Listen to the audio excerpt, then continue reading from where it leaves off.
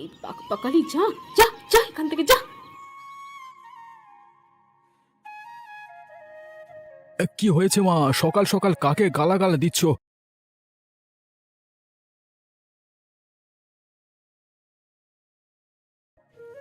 আর বলিস না বাছা, পাখিগুলোর জন্য একটু বসে শান্তি নেই, সেই সকাল থেকে আমায় দৌড়ে মারছে। তা তুই কোথায় যাচ্ছিস? আমি মাঠে যাচ্ছি মা, আর কিছু ফসল আছে সেগুলো তুলতে হবে।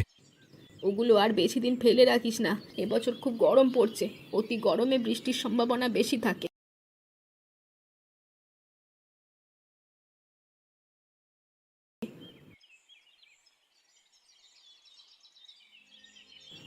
এসেছে আমাদের জ্যোতিষী, বলি এত যখন ভবিষ্যৎবাণী করতে পারেন তবে বটতলায় গিয়ে বসুন না, ভালো রোজগার হবে। দেখলি দেখলি বিমল, দেখলি বৌমা আমায় কি সব বলে। বলি আমি তো তোদের ভালোর জন্য বলছি রে বাবা, তাড়াতাড়ি ফসল তুললে তোদেরই তো ভালো হবে। আমাকে এত লাভ লোকসান শেখাতে হবে না মা, কখন ফসল উঠলে ভালো ফলন পাওয়া যাবে আমি তা ভালো বুঝি। কি বুড়ি, ছেলের কাছে আমার বিরুদ্ধে নালিশ দিতে চেয়েছিলে তাই না? এখন দেখো কেমন মজা লাগে। আমি নালিশ দেওয়ার কে? আজ এখানে কাল ওপরে, এই ঘর সংসার তোমাদেরই থাকবে, আমি এসবের কেউ না। তাহলে সে মতোই থাকো, জপ তপ করে বাকি জীবনটা পার করে দাও, আবার সংসারে নাক গলাতে এসো না। বেশ, আমি আর কিচ্ছু বলবো না, তোদের যা ভালো মনে হয় তাই কর। ইস, বুড়ির দুঃখ দেখলে একেবারে কুলে যেতে ইচ্ছা করে, ভাবো দেখলে মনে হয় যেন কি বলে ফেলেছি। তুমি রাখো তো মায়ের কথা, যত বুড়ো হচ্ছে ততই যন্ত্রণা বাড়ছে। তাহলে ফেলে দিয়ে আসলেই তো হয়, শুধু তো ঝামেলা রেখে লাভ কি? ও কাজ করা যাবে না গিন্নি, পাড়াপড়শি কি বলবে তখন? হ্যাঁ, এর চেয়ে এখানেই থাকুক, কদিন বা বাঁচবে আর। থেকে থেকে তোমার হাড় জ্বালিয়ে মারছে, কাজ নেই কম্ম নেই, খালি বড় বড় কথা। যাক সে কথা, তুমি মাঠ থেকে ফিরবার পথে কিছু আনাজপাতি কিনে এনো, ঘরে কিছু খাবার নেই। ঠিক আছে ঠিক আছে, আসবার সময় আমি হাট হয়ে আসবো, এখন তবে গেলাম। হ্যাঁ, ওগো একটা ছাতা নিয়ে যাও, আকাশের অবস্থা ভালো মনে হচ্ছে না, যখন তখন বৃষ্টি নামবে। দক্ষিণ আকাশে একটু মেঘ জমেছে, ওতে কিছু হবে না গিন্নি।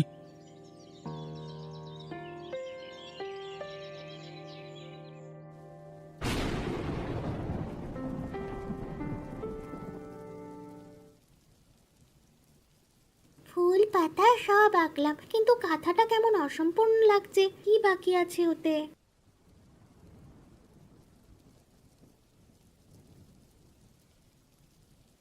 মিনুবতী, ও মিনুবতী, কি করছিস? এত যে ডাকাডাকি করছি, কোনো কথা কানে যায়? এই তো মা, কাঁথা সেলাই করছি। বলি সারাদিন এসব করলে হবে? কাজকর্ম করতে হবে তো। কি কাজ করতে হবে বলো, আমি এক্ষুনি করে দিচ্ছি। থাক, তোমায় আর কিছু করতে হবে না, আমি সব করে এসেছি, তুমি এখন খেতে বসো, বেলা দুপুর হলো, এখনো তো কিছু পেটে পড়েনি। যাচ্ছি মা, হাতের কাজটা শেষ করেই যাচ্ছি। বাবা কি হাটে চলে গেছে খেয়ে? হ্যাঁ রে, সকালেই খেয়ে দোকানে গেল, আজ তো হাটবার, বেচা কেনা হবে বেশি। কিন্তু দুপুর থেকে যে বৃষ্টি শুরু হয়েছে, এই বৃষ্টি বাদলা দিনে মানুষ কি আর হাটে যাবে? যাদের দরকার তারা নিশ্চয়ই যাবে। এখন আয় তো, তোদের খাইয়ে আমি অন্য কাজে বসি। এদিকে বাবলুটা যে কোথায় গেল, সকাল থেকে ছেলেটার দেখা নেই।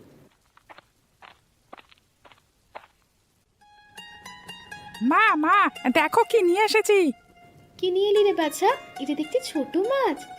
বৃষ্টিতে মাছ ধরতে গেছে, বাবা কত বললো বাইরে না যেতে। আমি কি করব বলো, ও পুরো মাঠে গেল, ওদের সাথে গিয়ে দেখি খেতে মাছ দৌড়াদৌড়ি করছে, তাই আর লোভ সামলাতে পারলাম না, আমি নেমে কয়েকটা ধরে নিয়ে আসলাম।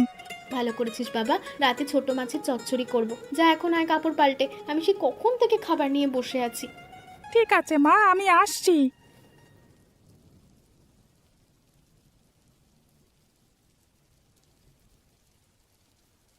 ওহে নন্দলাল, বৃষ্টির দিনেও দোকান খুলেছো দেখছি, তা আমি ভাবলাম আজকে তুমি আসবে না। ব্যবসায়ী মানুষ, দোকানে না এসে কি থাকা যায়? তা আপনার কি কিছু লাগবে মোড়ল মশাই? চাল ডাল সবই তো লাগবে, একে একে সব দিয়ে দাও তো। ব্যাগটা দিন আমার কাছে, আমি ওতে দিয়ে দিচ্ছি। এই নাও ব্যাগ। তা খবর কি কিছু জানো? নদীতে যে বান ডেকেছে। না তো, ও খবর তো আমি শুনিনি। গিয়ে দেখো, নদীর তীরে সবাই জড়ো হয়েছে, মেঘের গর্জন শুনে সব মাছ ওপরে উঠে আসছে। নদীতে বান ডাকলে তো সর্বনাশ, সবকিছু ডুবিয়ে ছাড়বে। তার বাকি রইল কই? আস্তে আস্তে নদীর জল বৃদ্ধি পাচ্ছে, কালকে নাগাদ গায়ে উঠে আসবে, সেজন্য যা কেনবার কিনে নিচ্ছি। বন্যা হলে তো বাইরে বের হতে পারবো না, তা সব দেওয়া হলো তোমার। হ্যাঁ, এই নিন আপনার বাজার, এই 230 টাকা হয়েছে। এই নাও তোমার টাকা, আর সাবধানে থেকো, সময় কিন্তু ভালো নয়।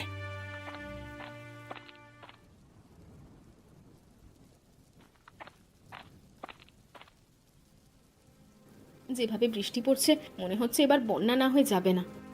তার বাকি রইল কই, দেখো জল বাড়ির সামনে চলে এসেছে। হায় হায় হায়, বন্যা হলে সর্বনাশ হয়ে যাবে। এমনি নিচু এলাকা, তার উপর মাটির ঘর, হাঁটু পানিতেই সবকিছু তলিয়ে যাবে। সে চিন্তাই তো করছি গিন্নি, বন্যা হলে এত সব নিয়ে যাব কোথায়? তার উপর এবার ফসল তুলতে পারিনি, অর্ধেক ফসল মাঠে মারা গেল। আমি আগেই বলেছিলাম এবছর বন্যা হবে, আমার কথা শুনলি না? যা হবার তো হয়ে গেছে মা, এখন এই বন্যা থেকে আমাদের বাঁচতে হবে। পানির যে স্রোত দেখতে পাচ্ছি, তাতে মনে হয় কয়েক ঘন্টার মধ্যেই ঘরে জল উঠে যাবে। আমি জল খুব ভয় পাই। একে তো সাঁতার জানি না, তার উপর আবার বন্যার জলে সাপ খুব ভেসে আসবে। এখানে থাকলে আমি ভয়েই মরে যাব। সেজন্য বলছিলাম তোমার বাবার বাড়িতে উঠে গেলে কেমন হবে? ওই গাঁটি তো উজানে, বন্যার জল এত দূর উঠবে না। তা যাওয়া যায়, কিন্তু আমি তো তুমি ছাড়া বাড়তি কোনো মানুষ নিতে পারবো না। সেই নিয়ে তুমি ভেবো না, মাকে আমরা বাড়িতেই রেখে যাব। বন্যার জল বেশি হয়ে গেলে মা চালের উপর উঠে কয়েকটা দিন কাটিয়ে দেবে। তোদের কেবল প্রাণের ভয় আছে বিমল, বুড়ো হয়েছি বলে আমার প্রাণের ভয় নেই। শোন, আমি নিরাপদে থাকবো। রেডিওতে বলেছে প্রাকৃতিক দুর্যোগে ভাঙা বাড়িতে থাকতে নেই। এই বয়সে আর জলে ডুবে মরতে চাই না। তাহলে আশ্রয় কেন্দ্রে যান, সেখানে আপনার মতো অনেক মানুষ আছে। ঠিক আছে, তাই যাব। তোমরা নিরাপদে থেকো, পাছে তোমাদের বাড়িতে বন্যার জল না উঠে যায়।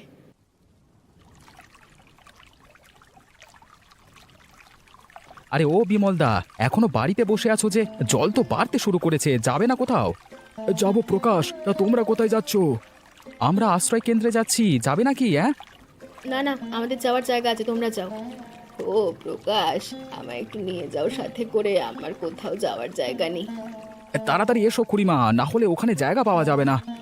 একটু দাঁড়াও বাবা, আমি আমার পুটুলিটা নিয়ে আসি।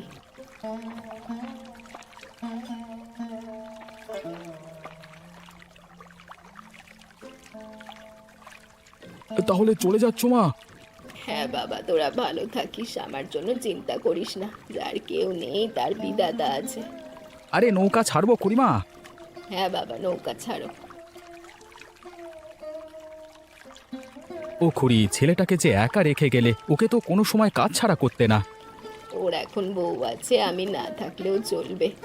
তা যাবে কোথায়? আশ্রয় কেন্দ্রে নাকি অন্য কোথাও? নীলকণ্ঠপুরে আমার মেয়ের বাড়ি, একটু কষ্ট করে ওখানে দিয়ে আসবে আমায়। ঠিক আছে খুড়ি, আমি ওদের আশ্রয় কেন্দ্রে রেখে দিয়ে তোমাকে দিয়ে আসবো, কেমন?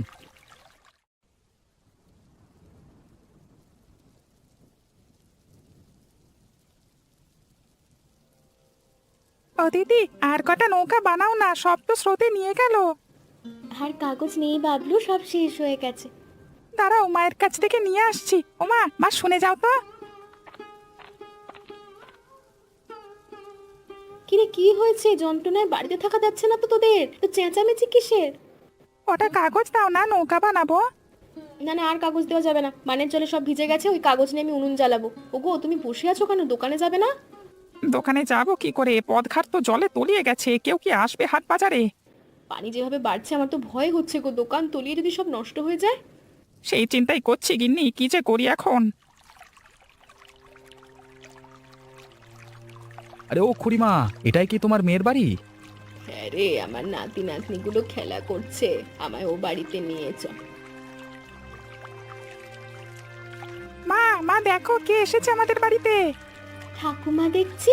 ও ঠাকুমা, তুমি এতদিন পর এলে? আরে সত্যি তো, মা এসেছে দেখছি আমাদের বাড়িতে। আরে আমি এলাম এই বৃষ্টিতে, বানের দিনে এসে তোদের বিপদে ফেললাম না তো? আরে কি যে বলেন না মা, আপনি আসায় আমরা আরো খুশি হয়েছি। এসো মা, এসো, ঘরে বসো। তোমার জন্য দুশ্চিন্তা করছিলাম, এই বন্যায় কি করছো কে জানে। আমাদের বাড়ি ঘর ডুবে গেছে রে, তাই এখানে এলাম। তা শালা বাবু কোথায়? ওরা আসেনি? বিমলকে নিয়ে ওর বাপের বাড়ি গেছে, তাই উপায়ান্ত না দেখে আমায় আসতে হলো। ও এই কথা, বউ এসে এখনই আমার ভাইটাকে হাত করে ফেলেছে। বেশ, ওদের পাই একদিন এই হতভাগীকে আমি ঝেঁটাপেটা করবো। এ খুড়িমাকে অধিকার যেতে দিও না দিদি, বৌদিটা ভালো নয়, খুব খারাপ ব্যবহার করে ওনার সাথে। সে আর আমি দিচ্ছি না, মা এখন থেকে আমার কাছেই থাকে। এবার তবে আমি যাই। হ্যাঁ, এদিকে আমার পরিবার আশ্রয় কেন্দ্রে অপেক্ষা করছে। যাও ভাই, সাবধানে থেকো।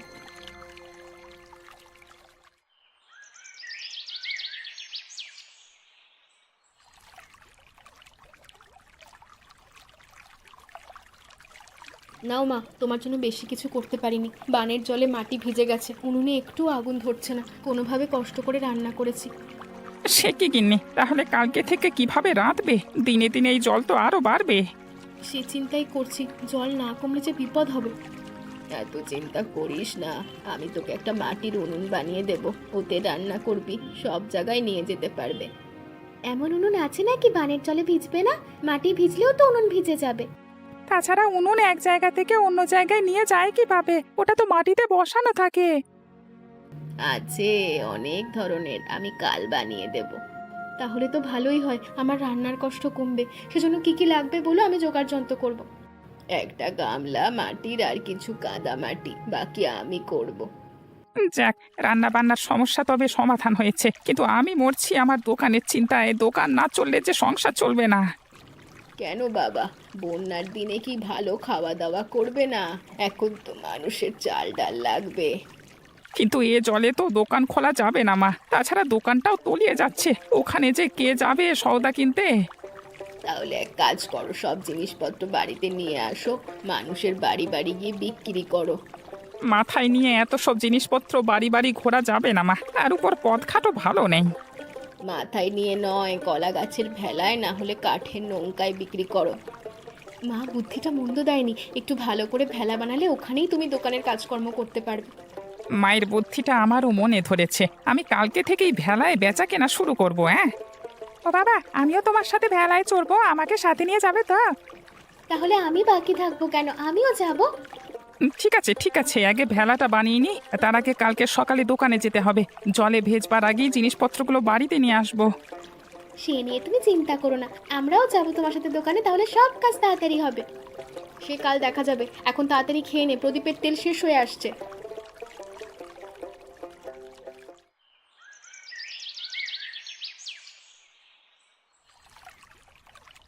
চুলার কাজ শেষ, এখন রোদে রাখতে হবে, মাটি শুকিয়ে গেলেই রান্না হবে। বারান্দার ওধারটায় রাখি মা, বৃষ্টিটা একটু কমেছে, রোদের আঁচ পেলে চুলাটা শুকিয়ে যাবে। তাই রাখ, আজ পেলে শুকোবে। নন্দলাল ফেরেনি, সে কখন গেল ভেলা বানাতে। ভেলা বানিয়ে বোধহয় দোকানে গেছে, জল তো বাড়ছে, যত তাড়াতাড়ি জিনিসপত্রগুলো সরানো হবে ততই মঙ্গল। তাই ভালো, এত টাকার জিনিস সময় মতো না আনলে জলে ভাসবে। ওই তো ওরা আসছে। কি গো, সব ঠিক মতো আনলে? ভাগ্যিস ভেলাটা বড় করে বানিয়েছি, তাহলে সব আনতে পারতাম না। ভালো করেছো বাবা, এবার তবে ভেলাতেই ব্যবসা শুরু করো। হ্যাঁ মা, এক্ষুনি গায়ে বেরোবো। মানুষ চাল ডালের জন্য খুব হাহাকার করছে, যেতেই সব কিনে নেবে। তাই যাও, বাবলু আর তুই নিয়ে আয়, স্নান করতে খেতে বসবি। আমিও বাবার সাথে যাবো মা। না দাদু ভাই, অনেকক্ষণ বাইরে থেকেছো, ঘরে এসো, খাওয়া দাওয়া করে গল্প বলবো। সত্যি ঠাকুমা, সত্যি রূপকথার গল্প বলবে? বলবে ক্ষণ, এখন তাড়াতাড়ি আয়, তোদের খাইয়ে আমি অন্য কাজে বসবো।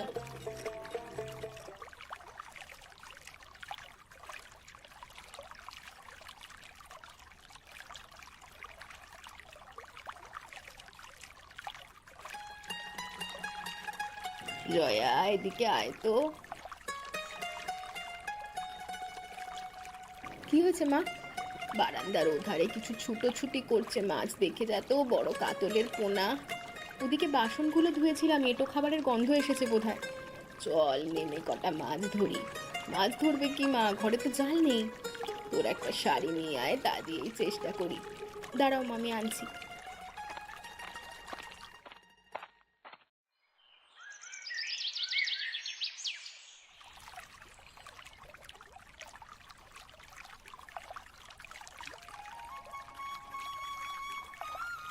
হ্যাঁ গো মা, চুলাটা বানিয়ে খুব ভালো হয়েছে, দেখো কিভাবে আগুন জ্বলছে।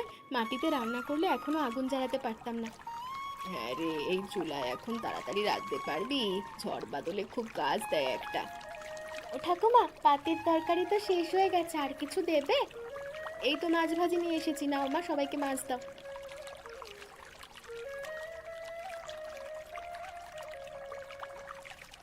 মাছ কোত্থেকে আনলে কিন্নি? আমি তো মাছ কিনিনি।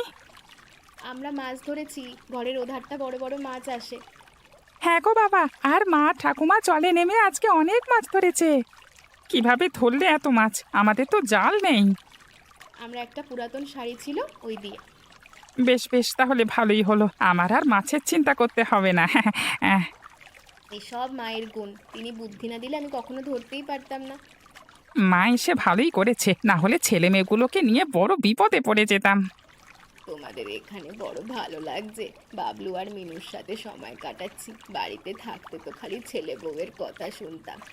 তোমাকে আর ও বাড়িতে যেতে হবে না ঠাকুমা, তুমি সারা জীবন আমাদের সাথেই থাকবে। তা কি আর হয় রে দাদু ভাই, পূর্বপুরুষের ভিটে তো একটু প্রদীপ দিতে হবে।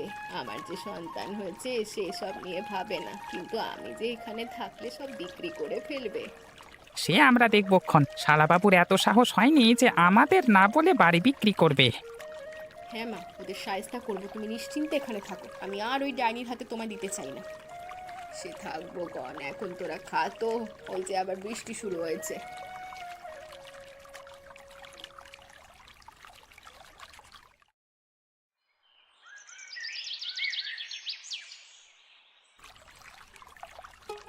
ও দিদি, দেখো জলে কেমন মাছ ছোটাছুটি করছে। হ্যাঁ রে, চল গিয়ে ধরি।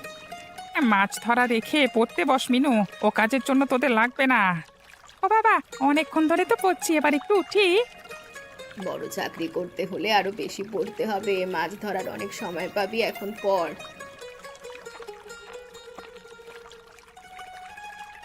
ওগো, রাতের জন্য কি রান্না করবো? মাছ ছাড়া তো কিছু নেই।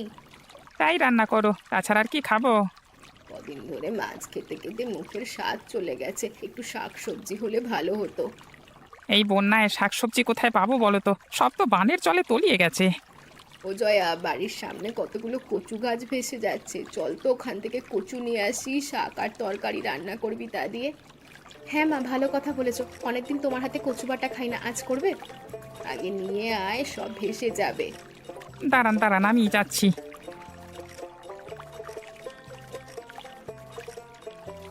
যাক, আজকে একটু ভালো মন্দ খাবো, সব মাছ খেতে আর ভালো লাগে না, বুঝলে মা? হ্যাঁ রে জয়া, ওই মানুষগুলো কে জল ভেঙে এদিকে আসছে? ও মা, তো দেখছি দাদা আর বৌদি। কি বলিস, বিমল এসেছে? মা মা আমরা চলে এসেছি। তোমার জন্য মনটা খুব খারাপ লাগছিল গো মা। কেন রে বাছা, আমার জন্য খারাপ লাগার তো কারণ নেই। তোর তো বউ আছে, সৌর শাউরি আছে, সেখানে সুখ শান্তির কমতি হয়েছে বুঝি? শ্বশুরবাড়ির ভাত মনে হয় উঠেছে, দেখছো তো কেমন পেতনিমুখী হয়ে আছে। তোমার বাড়িতে এসেছি বলে এত কথা শুনে না ঠাকুরজি, বিপদে পড়েছি দেখেই এসেছি। বিপদ? কি বিপদ? তুমি চলে আসবার পর ওর বাবার বাড়িতে গিয়ে উঠেছিল, কিন্তু কদিন যেতে না যেতেই ওর দাদা বৌদিরা আমাদের সাথে খারাপ ব্যবহার করতে শুরু করলো। ওদের যন্ত্রণায় থাকতে না পেরে চলে এসেছি। কিন্তু আমি তো তোমাদের আশ্রয় দিতে পারবো না দাদা, আমার ঘরে অনেক মানুষ, বাড়তি দুজনের দায়িত্ব আমি নিতে পারবো না। আমি আর কি বলবো, ওদের বাড়ি, ওদের ঘর, ওদের সিদ্ধান্ত। তবে আমরা কোথায় থাকবো? আশ্রয় কেন্দ্রে জায়গা নেই। ও ঠাকুরজি, তুমি এত কঠোর হয়েও না, তুমি তাড়িয়ে দিলে আমরা যে না খেয়ে থাকবো। এটা মায়ের কাছে গিয়ে বলো, তিনি এখন সংসারের গুরুজন। ও মা, আমরা তোমার উপর অনেক অত্যাচার করেছি, তুমি আমাদের ক্ষমা করে দাও। আর কখনো তোমার অবাধ্য হব না, তোমার সাথে আমরা আজীবন থাকতে চাই মা। মা কি সন্তানের ওপর রাগ করে থাকতে পারে? ঠিক আছে বৌমা, আমি ক্ষমা করলাম। আর শোন জয়া, ওরা কদিন বাড়িতে থাকবে। ঠিক আছে, তোমার সঙ্গে ভালো ব্যবহার করে তবে এখানে ঠাঁই পাবে, না হলে শ্বশুরবাড়ির লোকদের মতো আমিও বের করে দেবো। না না, আমি আর কোনো উল্টোপাল্টা কাজ করব না, এখন থেকে তোমার সব কথা মেনে চলবো।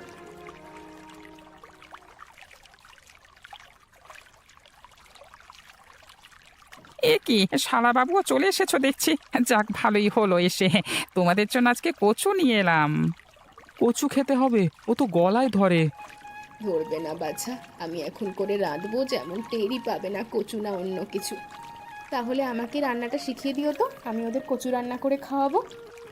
ও গিন্নি, মায়ের কাছ থেকে সব কাজ ভালোভাবে শিখে রাখো, এমন গুণী মানুষ আছে দেখি আমরা টিকে আছি।